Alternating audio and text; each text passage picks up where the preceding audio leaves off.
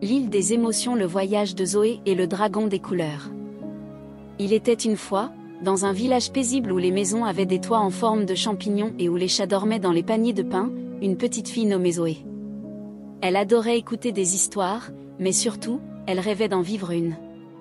Elle dessinait chaque nuit des créatures imaginaires, des paysages lointains, et des bateaux volants. Mais ce matin-là, sur la plage où elle allait souvent ramasser des coquillages, elle trouva quelque chose d'étrange, une barque de bois flottait doucement près du rivage. Elle était sculptée de symboles brillants qui changeaient de couleur. Un mot était gravé. Si tu veux apprendre à comprendre ton cœur, monte à bord. Zoé hésita, puis sourit. Elle grimpa dans la barque, qui s'éloigna aussitôt doucement vers l'horizon. L'arrivée sur l'île. Après ce qui sembla des heures, elle aperçut une île aux couleurs vives. Des arbres bleus, des nuages roses, une rivière qui chantait. Elle débarqua, émerveillée. C'est là qu'un dragon apparut. Il avait la taille d'un poney, et ses écailles brillaient comme des bulles de savon. Il changeait de couleur à chaque respiration.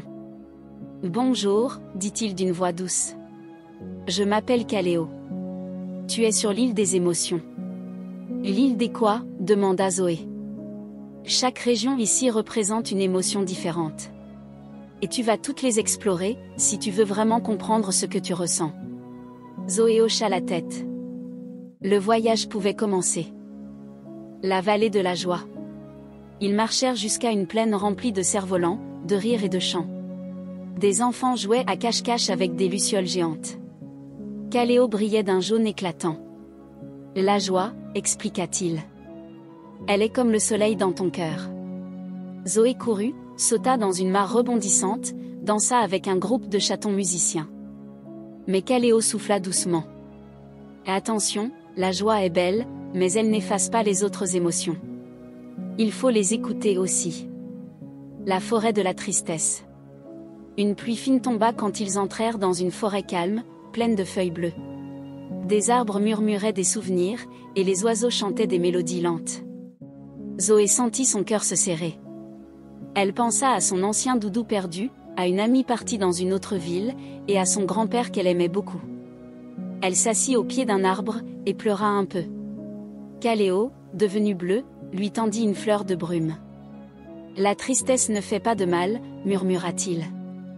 Elle te relie à ce que tu as aimé. » Zoé sourit doucement, apaisée. Le volcan de la colère. Ils grimpèrent un chemin en zigzag vers un volcan fumant. Le sol tremblait, des rochers rouges tombaient. Des bêtes colériques grognaient et se disputaient. Caléo devint rouge foncé. « C'est la colère », expliqua-t-il. « Elle peut exploser, ou libérer. Il faut apprendre à la dire sans blesser. » Zoé se souvenait d'un jour où elle avait crié contre sa maman, et regretté après. Caléo lui montra comment souffler dans une flamme pour l'apaiser. Le volcan se calma. Dire « je suis fâché » est déjà un début, dit Caléo. Le marais de la peur. Le silence était lourd. Des bruits étranges venaient de partout. Caléo devint violet.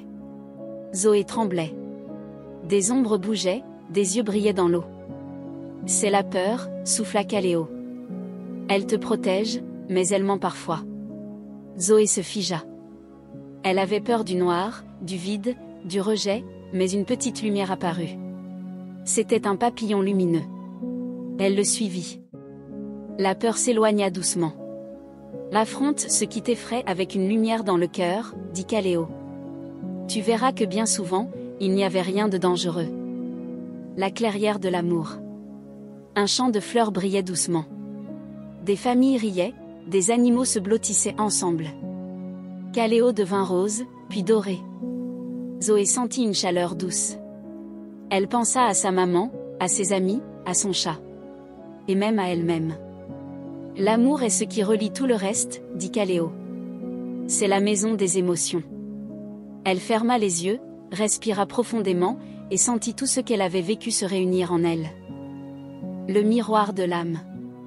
En quittant la clairière, Zoé arriva devant un grand miroir d'eau. Caléo lui demanda. « Et maintenant, que vois-tu » Zoé vit son reflet. Mais derrière, elle vit la joie, la tristesse, la colère, la peur et l'amour, toutes les émotions qu'elle avait rencontrées, réunies en elle. « Je suis tout ça ?» demanda-t-elle. « Oui, dit Kaleo. Et c'est ce qui fait de toi, toi. » Le retour. Kaleo la raccompagna à la barque. « Tu sais maintenant que chaque émotion a une place. Écoute-les. Apprends d'elles. Et n'aie plus peur de ressentir. » Zoé lui fit un câlin. Puis la barque la ramena doucement vers son monde. Le lendemain matin, sur son bureau, un petit carnet l'attendait.